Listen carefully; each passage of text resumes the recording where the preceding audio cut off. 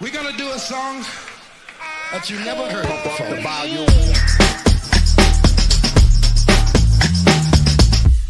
Here they gonna get wicked.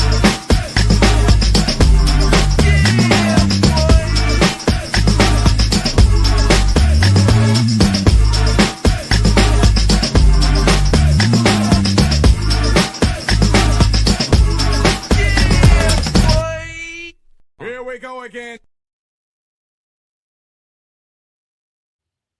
Miss Kennedy, my brother from another mother. What's good, bro?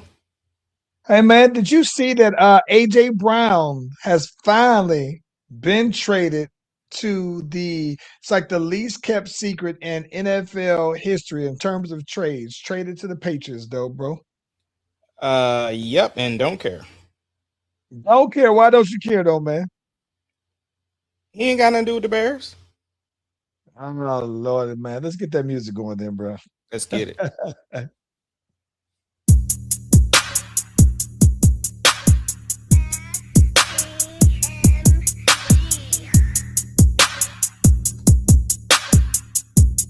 It doesn't matter what your name is. Slash Brothers Podcast, the greatest podcast of all time.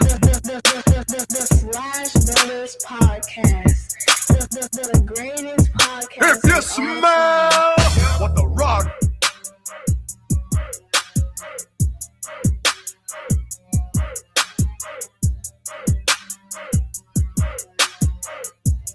It doesn't matter what your name The is. Slash Brothers Podcast, the greatest podcast of all time. The Slash Brothers Podcast, the greatest podcast of all time. Yep. Listen, if you haven't already, be sure to like and subscribe to the Slash Brothers YouTube, Facebook, and our new Twitch pages. We are live on both platforms, all platforms at the same time. Whenever you click on the notification, you click on the bell, you get the heads up whenever your boys and Miss doing a thing. Ace Kennedy. Hey, so listen, I know you said that you wasn't so concerned about the AJ Brown, but did you also see that Myles Garrett recently got traded? Yeah, so he got traded to the Rams, and so they basically saying like, "Hey, this is Super Bowl or bust for them, bro." I like that though, man. I'm gonna be honest with you though, man. While I'm very much aware that as a Saints fan, that my team isn't nowhere near being a Super Bowl contender. I mean, I think that probably within the next maybe 3 years, I'd give it to where we might just be. But I'm not mad when I see a team make a big move like this to say, "Hey, we are all in."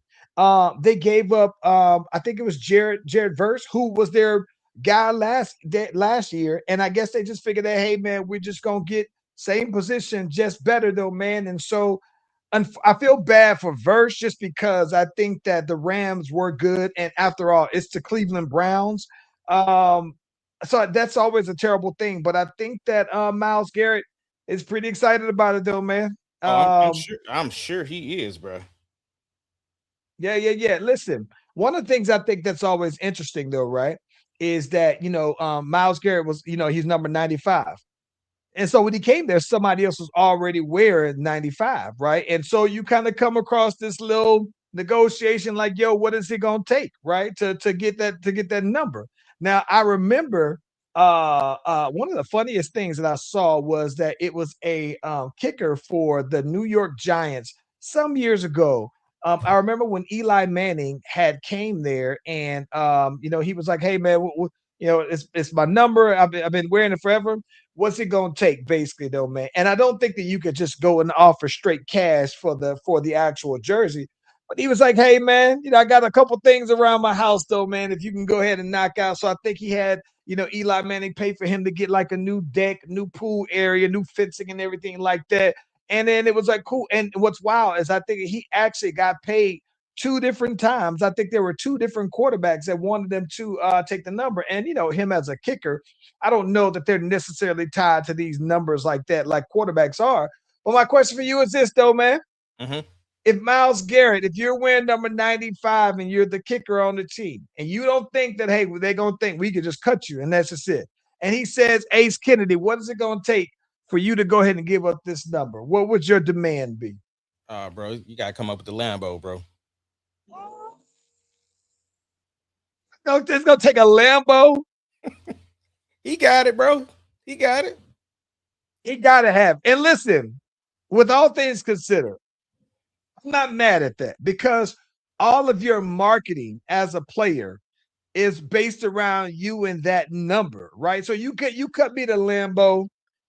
I would imagine that just your association with the number, you're gonna get that back. Not that you already got the money, you do, but the association alone means you already got it, though, right? Yeah.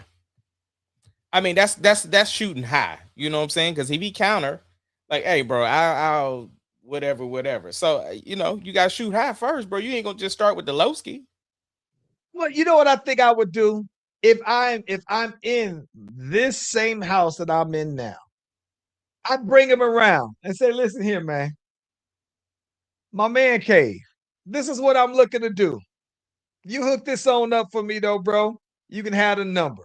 And then we'll be finishing it all the way up. I mean, like my man cave is almost done. It's like maybe not, I'm not gonna say halfway, it's like 40%.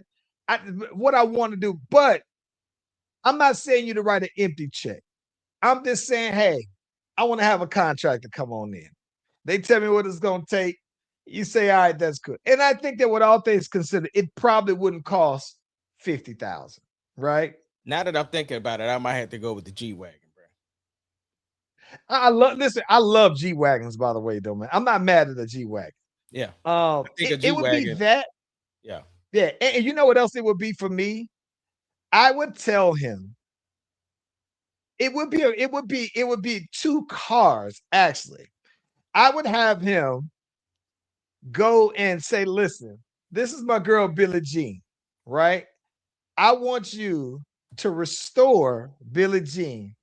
Frame off restoration. I want to be able to drive Billie Jean from Atlanta to Cali, right? With no problem at all. Tip top. But then I would also say, I always been wanting me a vert. Give me an old school vert though, bro. And we can be straight with that. So you give me a 6'4", I got the 6'5" in Billie Jean. If you give me the 6'4", or if you give me even Eleanor is probably costing somewhere around 200. So you ain't got to go Eleanor. But you give me something else though, man, and I'll be like, yeah, that would be worth it to me though, bro. You can have it at that. yeah. Yeah, I'm not so mad at that though. Yeah, I'm much more interested in college football anyway than I am concerned about what the NFL gonna do. To be honest, I mean, I'm gonna root for my Bears, and based upon last year, hopefully we can make some bigger moves this year. But at the same time, still, I'm concerned about what Texas gonna do, especially after my Thunder Boys lost. You know what I'm saying? I'm ready to see what Texas gonna do, especially after the controversy too. That's something we gotta talk about too. I'm not mad at that because I think that if I had to decide, right? If I had to decide as a Saints fan and a Longhorn fan, which of those would I want to see win a championship first? I would definitely say the Longhorns, right? Absolutely, And absolutely. and it wouldn't be a hard decision, right? I like the Saints, but at the same time, I think that the reason for it is that there are more college teams, right? So the likelihood of your team getting there is smaller and slimmer. I think that there are more factors to me that go into your NFL team being good or great or being Mhm. contenders. But I think that the biggest one that you have in college football is the sheer numbers game. And so, because of that, I certainly agree with you, man, that I would much rather see the Longhorns win a championship before my NFL team. Yeah. Well, let's get into this controversy. Unless you got some more NFL stuff you want to get into. Nope, let's do it. No, All right. oh, whoa, wait. Just for the record, the Falcons and paid Drake London like 100 mil guarantee. By the way, Yeah, though, saw that. that's only the only significance in me saying that is that they are in my conference, right? And I'm Mhm. in Atlanta, though, man. So, which by the way, let me tell you one thing that was interesting. So shout out to my other brother from another mother, my boy Ben, the Fresh A Boss. He said, listen, man, I went to a Falcons game out there, Mercedes-Benz, and I got their top of the line treatment one time with their top of the line suite. He said, listen, man, he said, it almost made me a Falcon fan right off the back. He's a diehard Cowboy fan, by the way, though. So I thought about that though, man, with Drake London, just because of his experience. We were just talking about that the other day. But they paid the boy. He listen, he's their best player. And I think that you can very easily say that he is the best wide receiver in our conference anyway, or in our division. So that was that though. What we got though, man? Let's talk about the controversy.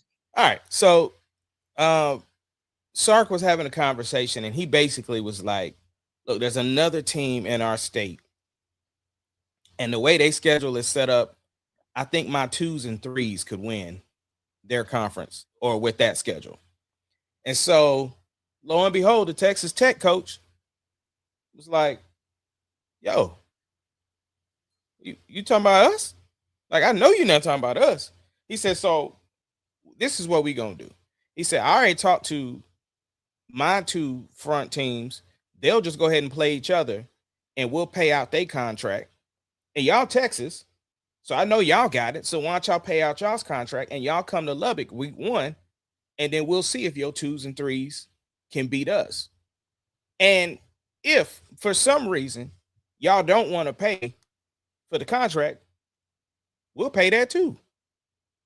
Or if you really want the smoke, we can holler at Jerry World and we can pull up to AT&T. We can pull up to Jerry World and get this bid going and see who want to pick up the game if you want to run that. Hey, listen, man, I'm not gonna lie. Even though I'm a Texas fan, and I understand what Sark is basically saying, though, right? And this is the thing that I don't like about Sark saying that. Let me put this out there first. What I don't like about Sark saying that is that he sounds like all of the SEC teams and fans before Texas went to the SEC, right? Now that they're in the SEC, people used to say that about Texas as well. They say, oh, well, your conference is so easy. All y'all have to worry about every year is OU and not losing to some team that y'all have no reason with. So I get that now that Sark is a part of the SEC and now he's going through the gauntlet and outside. If I'm just being completely subjective, I'm just saying that it seems like he's only saying that now that he's no longer in that division. I with that being, with you. Go ahead. Go ahead. Okay. But with that being said, though, right? I'm not mad at Texas Tech saying it because with all things equal, if NIL is the key these days, Texas Tech had a squad last year and they paid for it, right? And everybody does. But I think that I'm not mad at them for saying, listen, this ain't the Texas Tech before after Michael Crabtree, right? And so I'm not mad at him for saying, well, we can settle this real easy. Let's line them up though, right?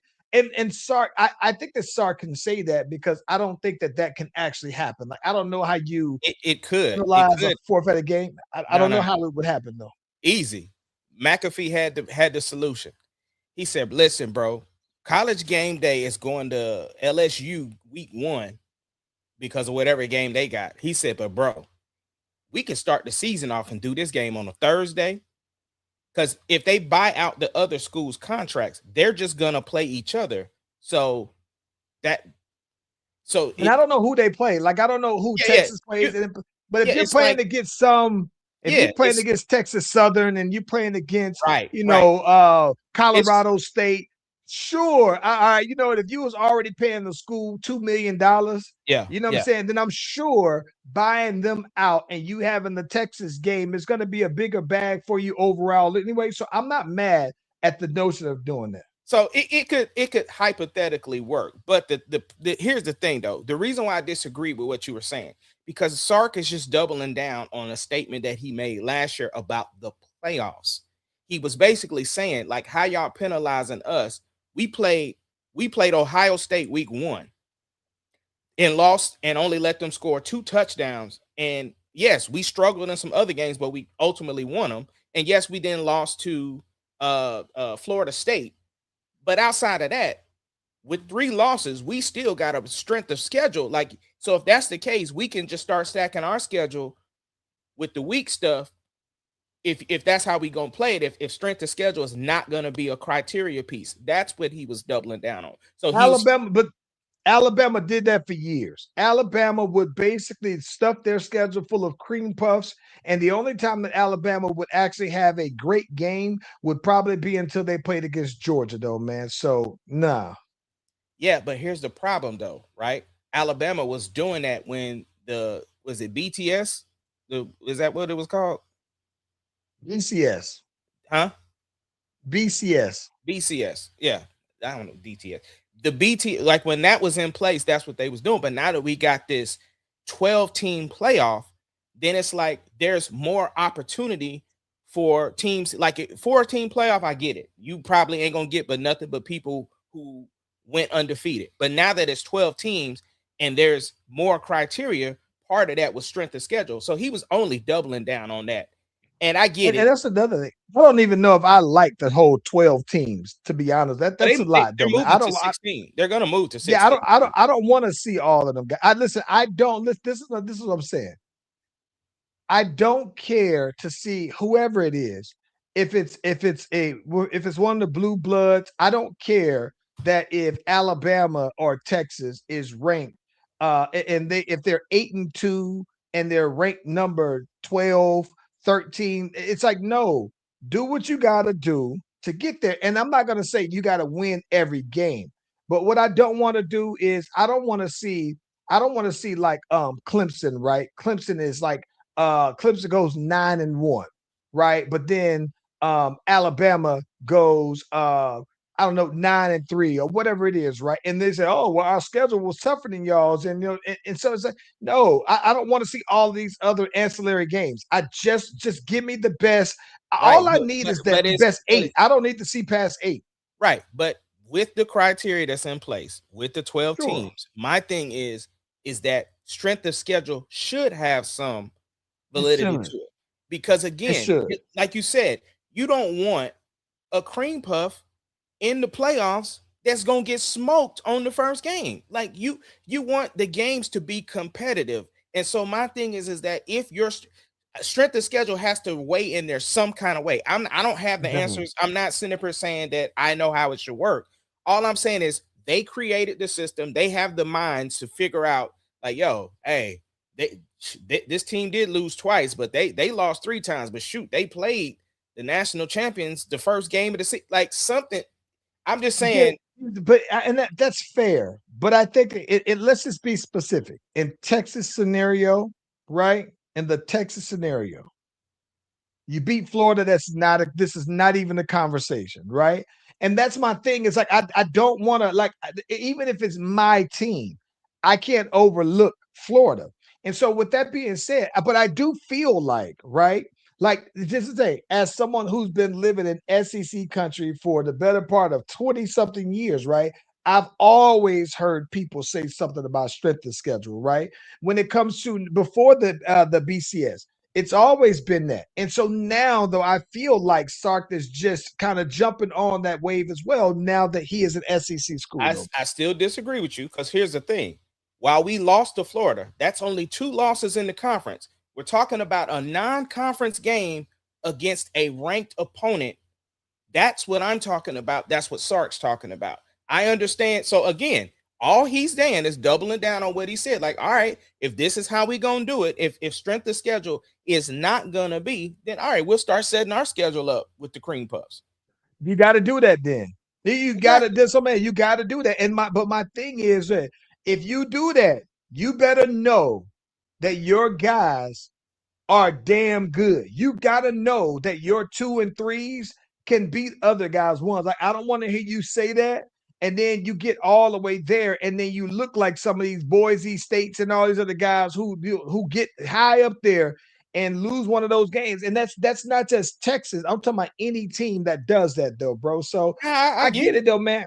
I get it, but that was the controversy. Like I said, like you said, I don't think it's gonna happen, and it does. You know, Texas Tech can basically say, hey, We put it on the table, and the boys ran from that We smoke. put it out there, and they ran from that smoke, though. And listen, you can even have it as a spring. You can have it as an early game, a summer camp game. I don't care what it is. I gotta see it. Keep the score. Let me see then, though, bro.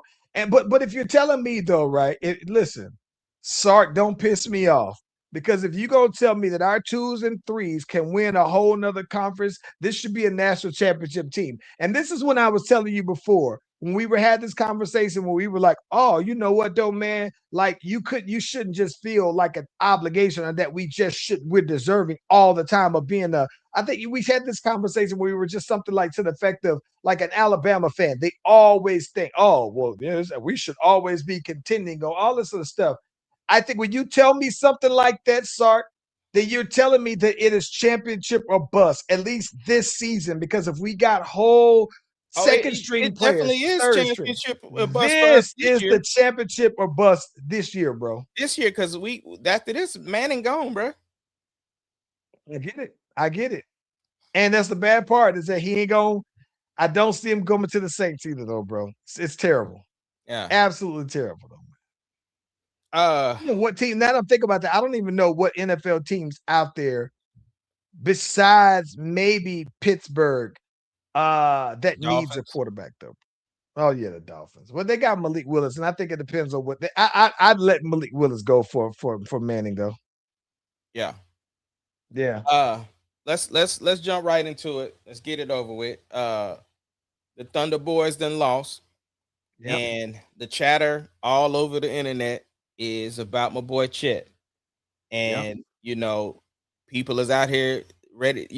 First of all, I'm a Texas boy living in Oklahoma, so I don't typically root for Oklahoma-based teams, but the Thunder I adopted because of the fact I was here when they birthed.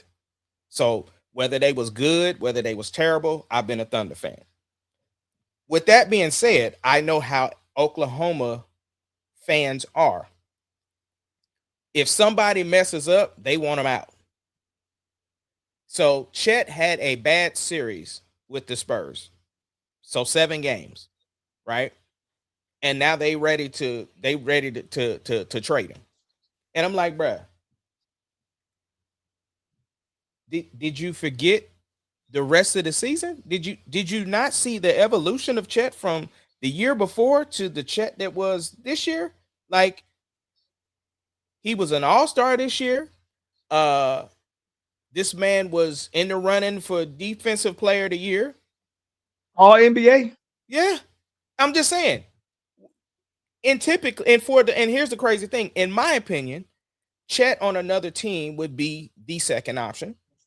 And on the Thunder, he is the third option. But of course, Jalen Williams being hurt, J-Dub out pretty much most of the year. He played 33 to 35 games this year. So Chet had to step up and show why I feel like he's a number 2. And for the most part, killed it. But for some reason, San Antonio is his kryptonite, and he did not show up, especially in Game 7. The man did not shoot the ball in the fourth quarter. I mean, in the second half, he didn't shoot the ball. The same number of shots you and I took. Right. But here's my thing. This is why I'm like, everybody needs to relax. This is literally Chet's 3rd year playing in the league. And yes, he won a championship the second year that he played. Get that. So the expectations is high. Plus you getting paid, the expectations is high. Understand all of that. But Chet is going to have to live with this all summer. He got to rewatch that tape. He got to hear everybody talking about Oklahoma should trade him. He got to hear that all summer. I guarantee you, Chet will be back and better than he was last year. That's my opinion. And that's why I'm like, these fair weather Thunder fans need to shut up and sit down somewhere, bro. I put it out there on Facebook today as a thing just to get them going. And me and your boy Chris Lance, of all people, me and him was going back and forth, and I'm just like, bro, you first of all, you ain't even no Thunder fan, but two, soon as he said this is where I just stopped talking to him. 2 things he said. One, he says Chet has reached his ceiling. I said, he reached his ceiling after 3 years in the NBA? That's it? Like, bro, soon as you said that, then he gonna say, he says, yeah, and the Thunder are trying to catch up to the Spurs. Trying to catch up. So we took them to game 7. We were out without J-Dub. We was out without AJ. They full strength, barely beat us. I said, see, because you just by you saying that, bro, you don't know what you're talking about. Conversation over. He's gonna talk about some. Remember this conversation. I say, you do the same. Because you already know. I already screenshotted it, waiting for the receipts. Waiting for the receipts. You gonna make it rain in receipts, Oh huh? my gosh, bro. I can't wait. So, Chris, you know, brother, I'm coming back for you next year, brother. Because you got it this year. But you're gonna try to say, I know the reason why you can't see it because your heart is in the Thunder. That ain't got nothing to do with anything, bro. Anybody that knows anything about basketball knows that man Chet can't do nothing but get better. This is his 3rd year in the league. He's young still. But anyway, I rest my case. I take Chet Steele over Julius Randle any day. So get that, put that some context. Here's what I think about that though, bro. Yeah.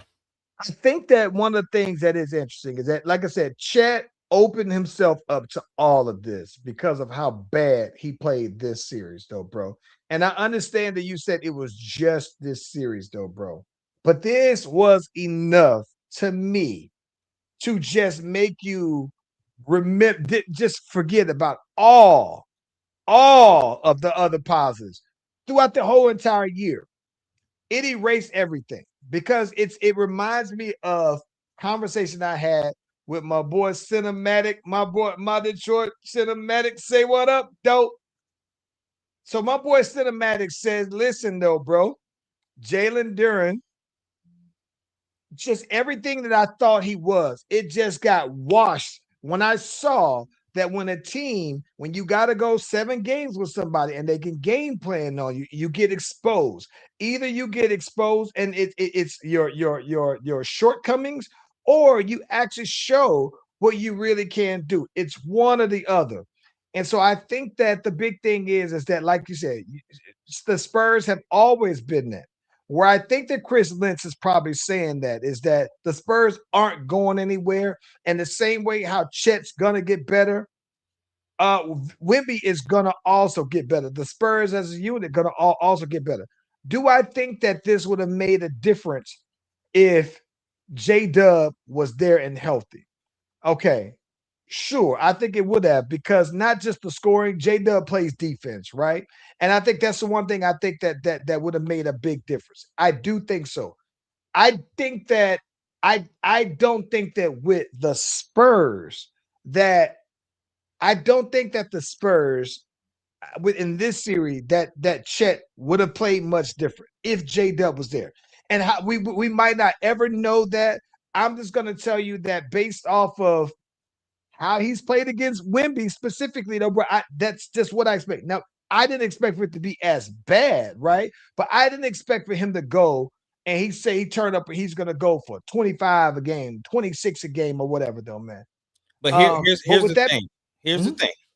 Number one, we're saying this as though with 3 minutes or 2 minutes left in the game, the Thunder wasn't down 4. If we would have won the game, hold on. If we would have won the game, the conversation would have been like this: that boy Chet didn't show up, and that's it. And no. Yes. I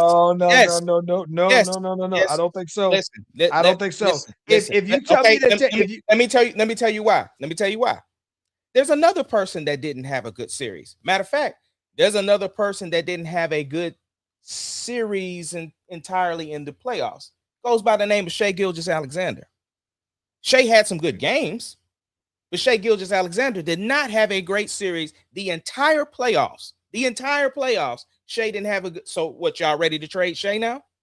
I'll wait. No. That's different. What's different? No. What's different? The biggest difference is, I'm going to tell you I think that even though Shai didn't play as well as he played, you can still tell that he was actually leading. And I think that the biggest difference is that, to me, I don't think that Shai just shrunk. He was trying. It's just shots wasn't falling. He just had a bad series, but you never question his effort. Shai, wait. You asked me. No, you asked him. I'm going to tell you. You asked me. I'm going to tell you. Shea looks like Shea was taking the same shots that you saw him take, and he was playing the same way. He just, to me, didn't make the same number of shots. You saw that in this particular playoffs, he still had those games where he had double-digit assists, even though his points were down. He still played against his own standards in the regular season, and the MVP, you saw that he didn't play as well. But how bad Shea played, you can't excuse it. I don't think that there's no way you can compare the Shea to Chet, because Chet just completely disappeared. This is the comparison. Is because Chet was great the rest of the playoffs outside of this series. Great. He was okay. He wasn't great, bro. Charles, see, you saying great. He was okay. Charles, you full of your okay. So where did the other scoring and stuff come from? If Shea wasn't having his time, that came from Chet and the rest of the squad. What are you talking about? No. It did come from Chet and the rest of the squad, but don't emphasize Chet. Don't see that. That's where you go. Let's go to let me just go ahead. Let me pull up this because see. Yeah. Now you got it because you got a lot. I know that you're trying to make your point and everything. A lot of cap in here though, bro. Lot of cap in this, and I just want to make sure that I'm looking at that. We're talking about that we're being, and I would be the first to tell you that I was wrong if this man didn't. Let me just go back to this boy stats, man. Let me see some homeboy. For the audio listeners, he's pulling up the stats. Ace Kennedy, man, you better, man, bruh. So Chet had 2 games where he scored 24 points, right? Mm-hmm. 2 games of 24 points. Mm-hmm. Okay. After that, he scored. Wait, no. We just talking about Chet. We are just talking about Chet. We are just talking about Chet. No, but okay, but listen, but just I don't want to jump around. I just want to make this point. Those 2 games, what was those games? What was those games? Listen, he had when he played the Lakers, the first game, he scored 24. And actually, yeah, he scored. Hold on, no, I'm looking at that. He scored 24, and then he scored 22, right?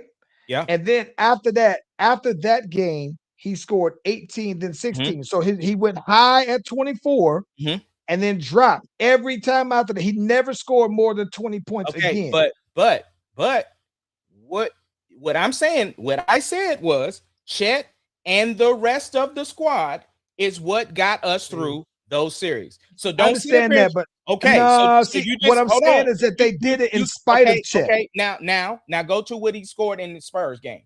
Go to what he scored in the Spurs game. What was his point? 4, 10, 16, 10, 14, 13, 8. That was in reverse. So what I'm saying is that this is my thing. At a minimum, if you want to tell me that Chet just scored his average, his regular season average. Okay, cool, right? His regular season average is only about 17 a game. Right. So he did above average. He did. So he didn't. No. Time out. You just said with Shea, I compared him to Shea. So you just got done saying that Shea was still doing the same stuff he was doing in the season. So then Chet don't get the same respect. He's doing what he did. No. So that's what I'm talking about. You can't move the goalpost because my comparison was to him, Chet to Shea. That's what I said. I said if we're gonna keep that same energy, then we should also trade SGA, right? That was Kennedy. Yes, sir. Ace Kennedy. What I'm saying is that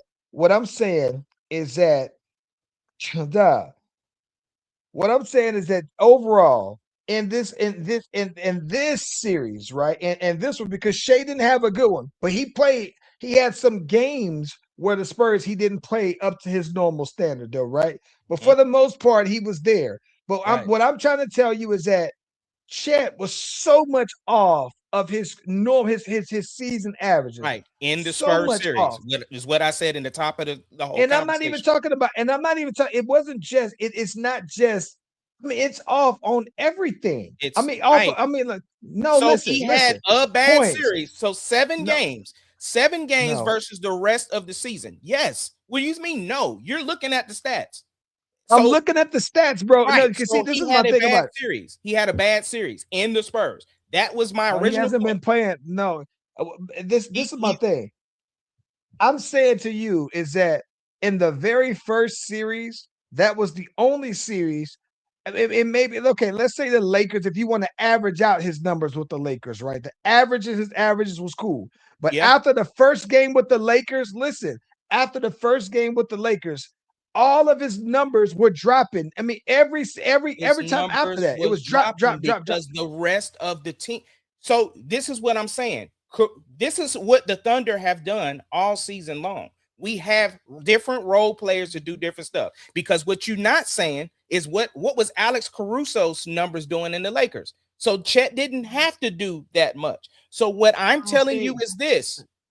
What I'm telling you is this. Chet had a bad series with the Spurs. That's it. Here's what I'm saying. Here's what opens up Chet. Here's what opened up Chet to the conversations that you're basically saying. Because at the end of the day, people are saying Wemby ain't going nowhere. And while he's not guarding Wemby directly, right?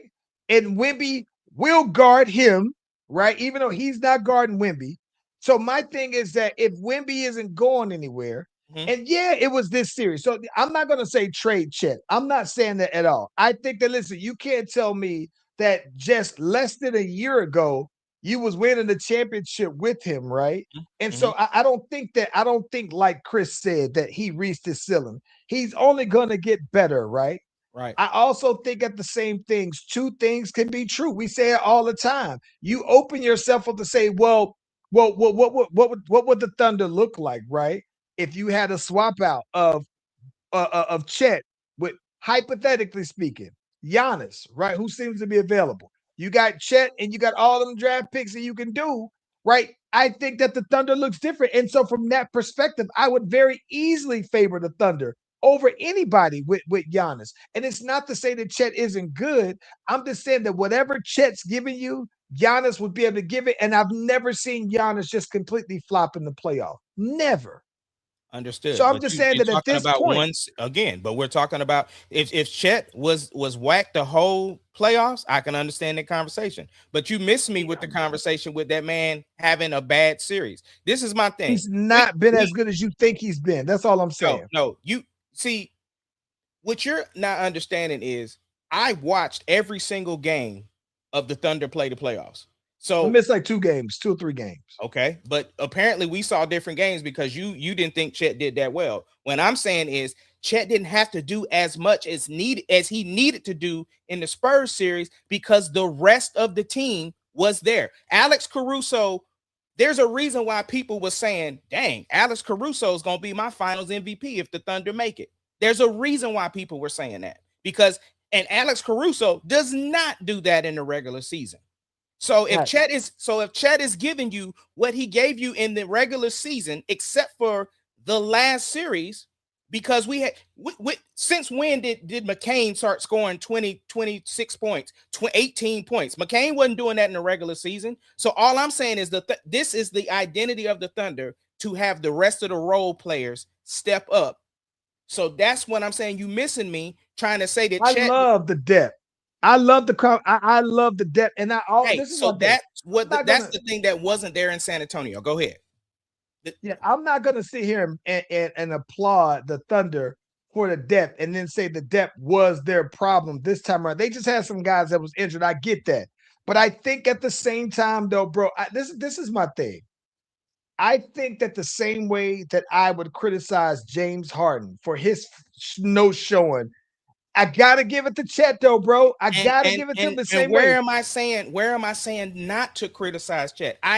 Again, everything you're saying are not my point. It up, Chet, but right, to me, what he I'm opens saying is it up this, to though. all of them. Yes, and again, I started my statement with saying I understand people are gonna say this stuff, and Chet has to live with that for the summer. I said that. The only thing that I said was miss me with the trade Chet stuff. That's what I said. He's gonna hear it. He's gonna hear the commentators. He's gonna hear Oklahoma fans. He's gonna hear a bunch of people talking about how he fell apart this series, because they wasn't saying that in the Lakers series. They wasn't saying Chet is gonna have to play good against the Spurs every single time, bro. And guess what? He's going to every single. That's why I said, though, this loss and the way that he lost he got to live with that, and he better put he that. looked bad, bro. He did, and guess what? He better not become James Harden. He better find it within. He better get back because he trains with KD over the summer. Yeah. So he looked as bad. He was it was James Harden level no show. And listen, Jalen Duren also from Detroit, because then he's young. He's been in for about as long as Chet. He is right there. And listen, they're getting close. Julius Randle, they're getting in his company though, bro. And listen, all it takes is for me to see this from you 2 times, 2 years now, and it only happened to him once. So I could go ahead and I could shoot him some bail. You know, whatever, how you did, whatever your blueprint was from last year, it worked. And there's no reason why I think that the Thunder should veer away from what they've already been doing. Which is why you will never hear me say bring Giannis to Oklahoma, because that's going to destroy what we are building. Here's my thing. Only thing that I'm saying is this: Chet had a bad series. That's where I stand on it. Everybody else can see what they want to see. Chet had a bad series, but this loss is going to affect him. And here's the other thing. Let me say this: I'm not making excuses that we had the 2 injuries, because we won other games without J-Dub, and we won other games without AJ. So that wasn't even it. All I'm saying is if we would have won game 7, people would have been focusing on us playing New York. And they would have mentioned that, hey, the Thunder won, but I'm going to need Chet to step up. That's what they would have said. Not ready to trade him. Especially if we won another championship. And we can't win another championship. The only thing now, the only thing that erases that is a championship, bro. A championship is the biggest. Listen, no, that's not the only thing that's going to erase it. The championship is putting the cologne on funk, bro. No, listen. The thing that's going to change people's minds is what you said originally. He got to play better against the Spurs, and we see them 4 times a year. That's it. Listen, no. If Chet played bad against the Spurs every single game and they won the championship, it doesn't matter to me. It's just, hey, I'm going to say, I look at it like this. But I'm saying, right. But what I'm saying is that to me, as a basketball fan and a fan of the Thunder, I think this is the part that made me disappointed in Chet. It wasn't that the numbers didn't support it. I questioned his effort. It made me question his heart, right? So my thing is that if I can see, listen, but if I can see that you were out there really giving it all, it isn't showing up in the stat sheet, right? It isn't all this. I can live with that, especially if you're winning the championship. But if I look at the end of the day, you don't win the championship, and I go back and I don't forget not that your numbers dropped off. But your effort made you look like a different person. Yeah. Nah. Right. Yeah, and he's got to live with all of that. He got to go back. He has to go back and rewatch that whole series and see how he didn't show up. And what I'm saying is the championship temporarily, winning a championship would have put some cologne on that funk, bro. I don't care what nobody say. It would have put some. It would have, and nobody would have been talking about trade Chet. Because nobody would have been talking about trading Chet if you win a championship, right? Because it could have. It's a matchup, right? It's for 7 games. He just met there's other players that Chet doesn't match up well with either, right? Hence the need that they went and got Hark, right? So I get that. Yeah, and so next year we got Soyber coming, so I want to see what he do. I don't know what because I hear rumblings that the Thunder are trying to move up to the 5th spot. And so who knows what we're going to pull there. And we got a lot of roster moves that we got to do over the summer anyway. We got to figure out what we're doing with Lou Dort, Cason Wallace, Wiggins, Isaiah Joe. Like there's a bunch. The Thunder are going to shift. And if you don't think going to shift. And if you don't think that we're going to get better with the roster, you fooling yourself. I think that the Thunder can do addition by subtraction. Unfortunately, it also means that you could very well be losing at least three guys that are starter-worthy guys on other teams, though, right? And I think that always is going to hurt because, like you saw in this playoffs, you get A.J. Mitchell come out of nowhere and catch fire, right? You get Caruso, who can carry you for, a whole game. You get McClain, who can carry you for, almost a half a series, all right, when you got some shortcomings, though, man. So I get it. I think also they're well positioned though to be able to take that on the chin and then and come still back. be able to go ahead and come back just as solid though, That's what man. I'm And saying. it's If you think that the Thunder are not going to come back stronger next year roster wise, then you fooling yourself and you don't know basketball. Sam Presti is built for this, literally. that's of the business. Yeah. What else Yeah. we got, bro? Oh, Oh my oh, God. oh, we gotta get into it. What you got? Cause I got some. Well, real quick. With that being said, Knicks and Spurs, who you got? Um, honestly, I think the Spurs is gonna pull it off. Now, if it's up to the NBA, see, the NBA wins either way with this one. They win either way because if New York wins, that's just what you know. But if Wemby wins, that's the person who they're crowning. So let Wemby win Finals MVP or something like that. And so that's what I'm saying. I'm gonna ride with the West. I'm not gonna pull I'm gonna switch to the other side because they beat my Thunder. Like I'm just riding with the West. So I'm gonna say the Spurs. Spurs in 6. I'm hoping the Spurs in 6 though, man. I got this cat that I go to the gym with though, man. He is like exactly what make me hate the Knicks and the Knicks fans. He comes there with his Knicks slides, shorts, shirt. He has a Knicks wave cap, Knicks socks, and it's just disgusting. And I'm like, I hope that they get them boys out of there in 6 games because, like I said, I hate the Knicks, and nothing would do my heart better than to see them get to the highest stage and have the longest fall. So yeah, I'm hoping that the Spurs win, and I'm not necessarily rooting for the Spurs as a fan of them. I just root for them as a hater of the Knicks. Plus, it makes me. It's still Landon, who was the Warriors fan of all fan and wanted to go down in their in their fan wing of the Hall of Fame. I thought at first this boy was just rooting for Wimby because maybe he said I don't want to see the Thunder win a championship or back to back, and now he is like a Spurs fan now because Stephen Castle is from Norcross and it's Gwinnett, and it's like, oh my gosh, he seems like he's a sack chaser now, though, bro. I'm like, get off the nuts. But anywho, That boy out there um, blazing them boys. just glazing and just jump ship though, man. I'm like, yeah, That's whack. Hey, bro, the GOAT then came back to the mic. Jay-Z. I didn't know. See, I didn't know where you was going with that. I didn't know where you was going with that. Hey, Jay's freestyle, bro. What we saying about it, bro? First off, Hov came out there, man. They said it took him 4 hours to comb out his locks, right? So he came out there, throw it out, looking like Bone Thugs, right?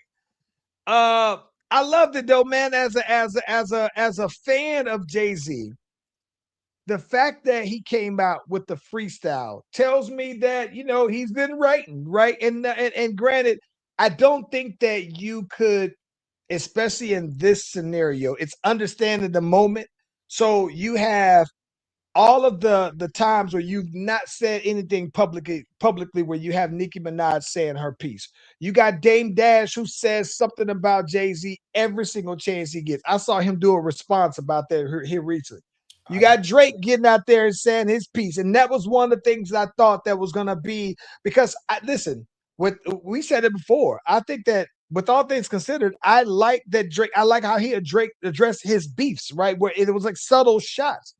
And so I like that Jay-Z did the same way, but in a very witty Jay-Z way where you got to know who he was talking about on those, though, man. And so I don't think that it's going to be, I don't know that it's going to be a true Jay-Z Drake beef, right?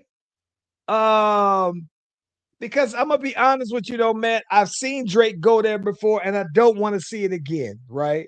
I've seen Jay-Z go through that, and it's hit or miss on who you say won. It was a very close one with Nas and everything, right? But I'm always in when something like this results in great music being put out, Yeah. right? And if Hove is actually, if this implies that he has some music potentially on the way, then as a fan, I'm excited. Yo, that was one of the hardest shots to me was the Drake one because he said, go ahead that tough talk with them because your contract says perpetuity." Bro, just everything he said about the Drake thing was fire. It was I fire. love it. But I the love it. And other part where he I said, love the intro. yeah, Turn my music high. That's the part that I love too. How it parlayed into it though. yeah, and he said, and Quest introduced me to Jaguar, right? And I don't even know why. Oh, you know what? I'm cool with him. Like, listen, though, bro. Incredible. Like, bro, it was so like this is my thing though, bro. Like, this is why for me, right, that I'm a big Jay-Z fan because it's like understanding the moment, right?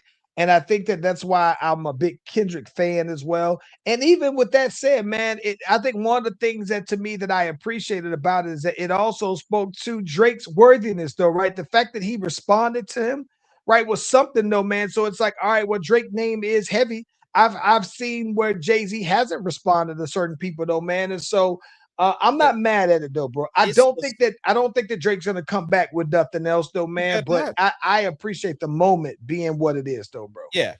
And the other thing is that when he said, yo, I ain't never looked up to them. Y'all looked up to me. Like that.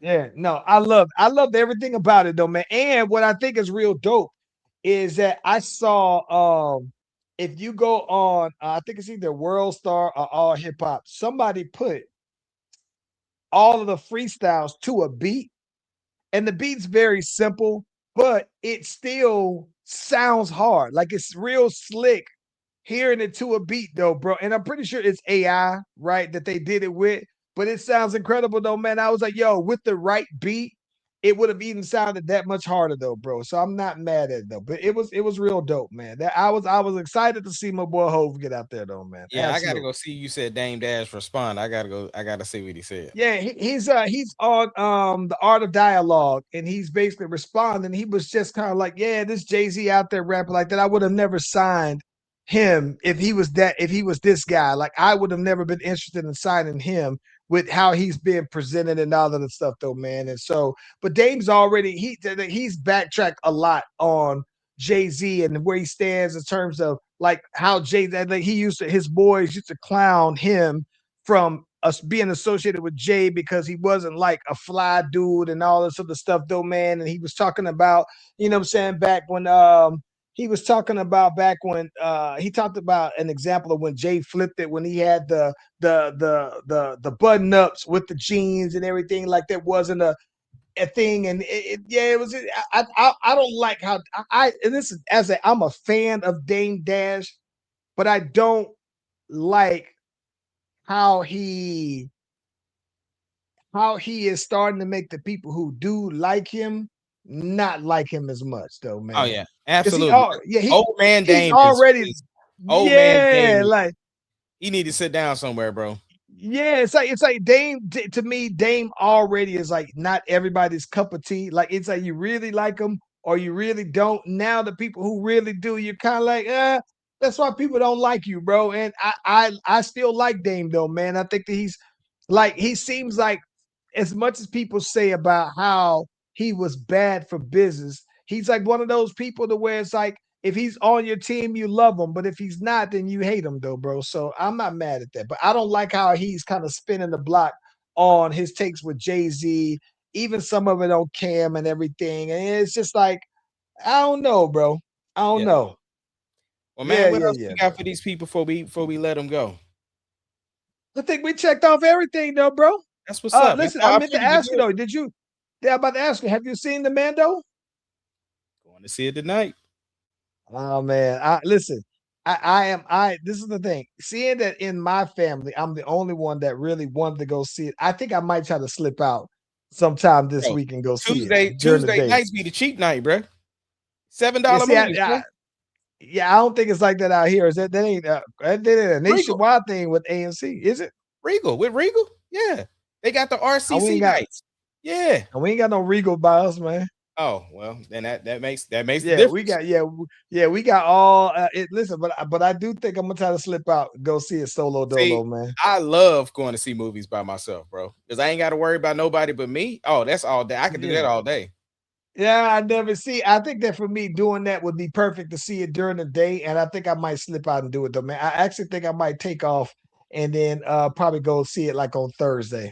sometime Thursday morning. I know. Yeah, We yeah, got to go yeah. check that Mando out. Real quick, did you watch that Jack Ryan movie yet? Yes, I thought it was real dope, man. Yeah, I couldn't believe they took my girl out though. Oh man, and so listen, they did it in typical fashion. Like Yeah, they have the moment and everything like yeah, that. And then yeah, it's like I was like, yo, she about to die. And yeah. then boom, boom, boom. I was like, oh yeah, yeah, yeah. So I wasn't surprised based off But of how I they like were how they setting her played on it up. though. I like how they played it because it looked like oh boy was gonna get shot.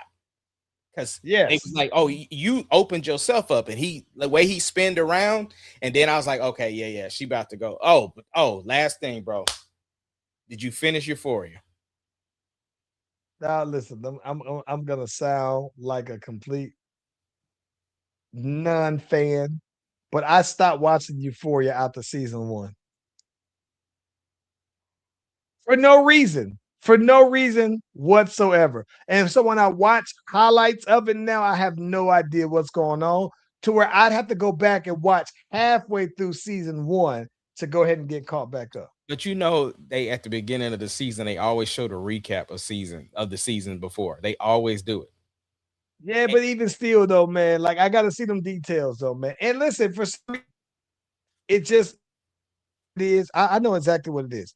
It's one of those shows that I started watching with Neek, and then now if I just started just watching it without her, like that's how she didn't have any problem. We were doing it with Godfather of Harlem, right? I was watching that with her, and then for some reason we fell back. And one day I'm just kind of like not doing nothing. I turn it on, folding up clothes, boom, I'm watching it, and she didn't say nothing, right? So I just said, all right, let me go ahead and finish it on up.